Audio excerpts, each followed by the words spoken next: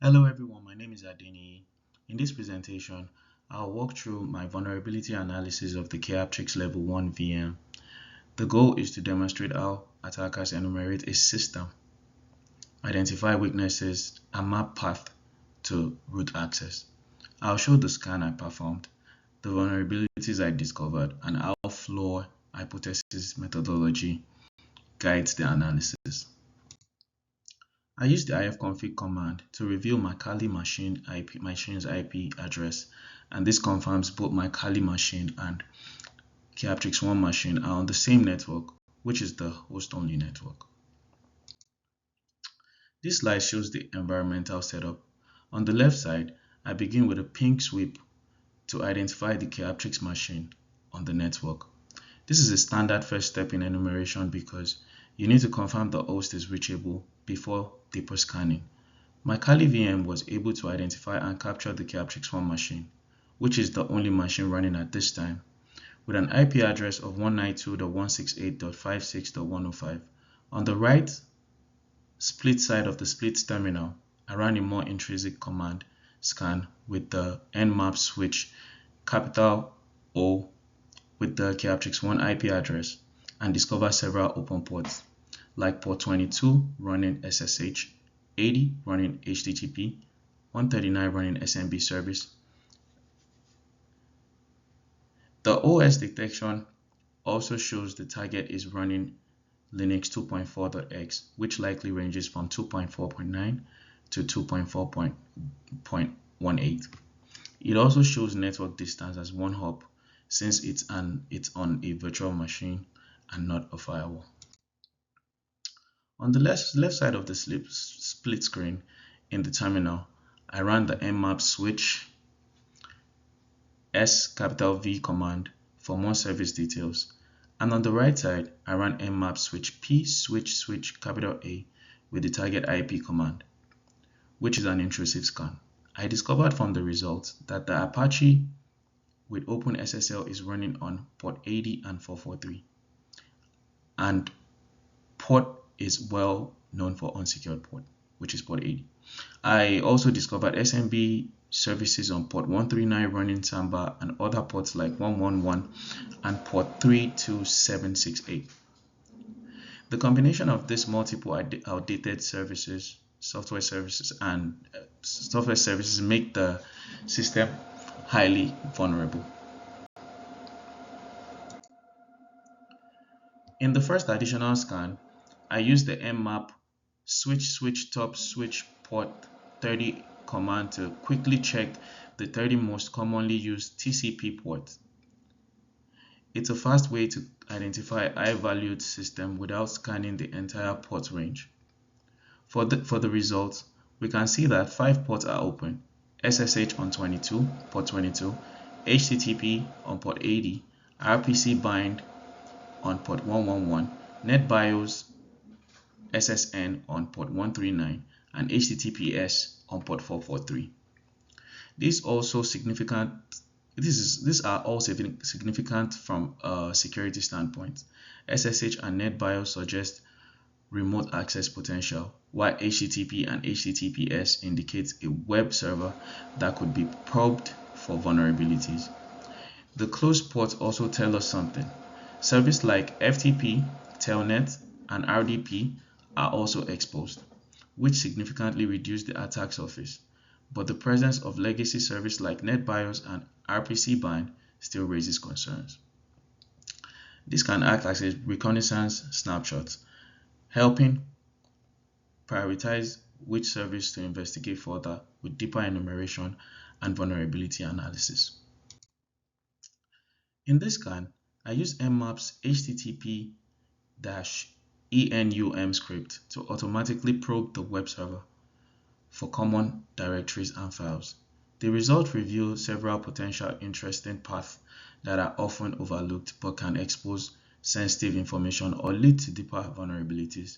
For example, paths like /manual/ and /icon/ are typical of default Apache installation, suggesting the server hasn't been hardened.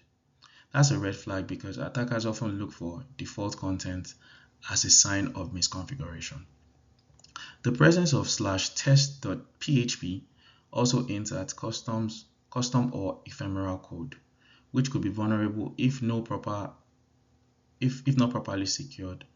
This kind of enumeration helps build a clearer picture of the web server's structure and guides further testing. Whether that's checking for directory traversal, outdated scripts, or privilege misconfiguration. It's a great example of how automated tools can surface valuable leads earlier in the assessment process. For this additional scan, I used mmap's switch script vulm command to check for known vulnerability across open services. The switch P N flag skip host discovery, which is useful when ICMP is blocked or filtered. The results reveal several critical findings. First, the HTTP service has trace embedded, which can be abused in cross-site tracing attack. More importantly, the HTTP service is vulnerable to multiple SSL TLS flow, like longjam, CCS injection, PODO, and the rest of them. This vulnerability confirmed that the system is running outdated cryptographic protocols and insecure configuration. Each of these has public exploits and could be used to compromise encrypted communication. This reinforces the need to disable legacy protocols, update OpenSSL, and add in Apache configurations.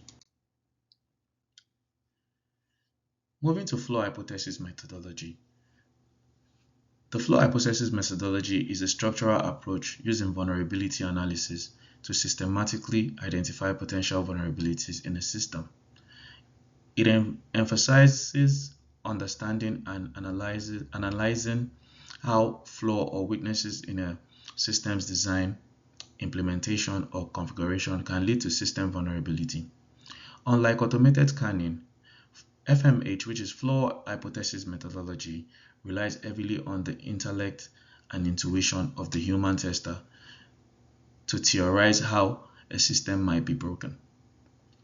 From all the results I discovered, I made a hypothesis about the flow hypothesis about the Keyaptrix machine that concluded that the Keyaptrix 1 machine, which gives my hypothesis that says that the Keyaptrix 1 machine has multiple exploitable vulnerabilities due to outdated services and weak configuration.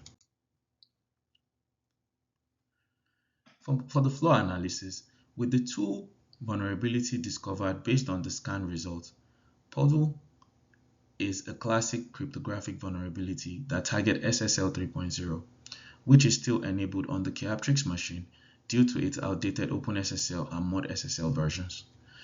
The flaw comes from how SSL 3.0 handles CBC padding. Because the padding isn't validated correctly, an attacker who can intercept traffic can slowly decrypt secure HTTPS data 1 byte at a time. On Keyaptrix, this is especially dangerous because the server supports SSL 3.0 fallback and weak cipher suits. That means an attacker can form a downgrade from TLS to SSL 3.0 and then run a padding oracle attack. The practical impact is the session cookies and authentication token can be recovered, allowing the attacker to impersonate a logged in user. Once the attacker has a valid section, they can access the web server admin interface or other sensitive pages. Combined with the outdated Apache and ModSSL stack, this can lead to full system compromise. PODO isn't just a theoretical issue here, it's a direct path to credential theft and privilege escalation. The second vulnerability, SMB version 2, remote code execution vulnerability, which has a code of CVE-2009-3103. This flaw affected Windows system that implemented SMB version 2, where a malformed negotiation request could trigger a buffer overflow. Because SMB runs at the core of Windows networking.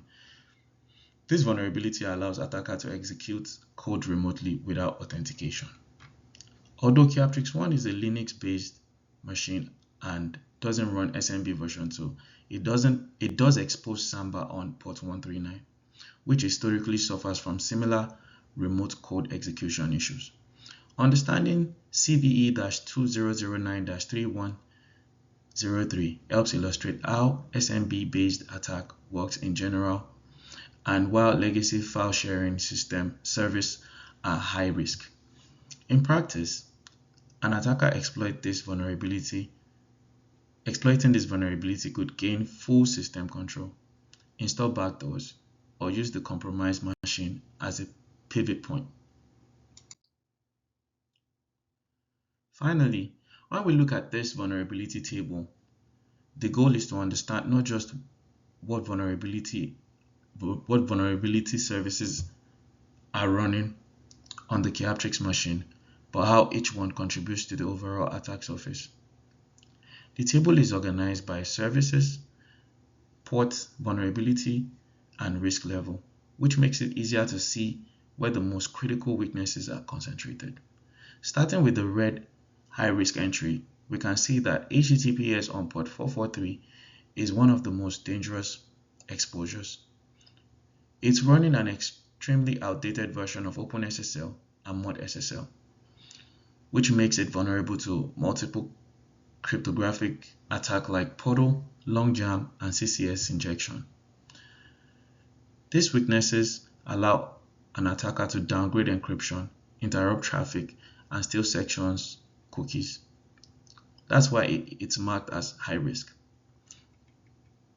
Next, Samba on port 139 and the RPC service on port 111 and 32768 are also high risk. These legacy services are known for remote code execution vulnerabilities. An attacker who exploits this can gain a remote shell, often with elevated privileges. This service represents direct path to system compromise.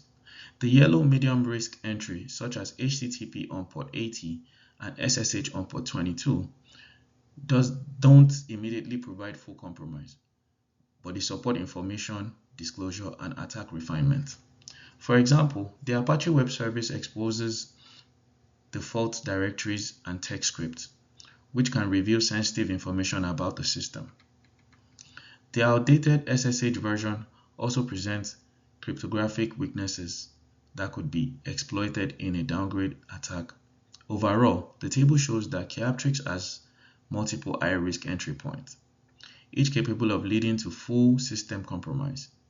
The combination of outdated software, weak cryptography, and exposed legacy service creates an environment where an attacker has several viable paths to root access. This is the end of my presentation. Have a great day.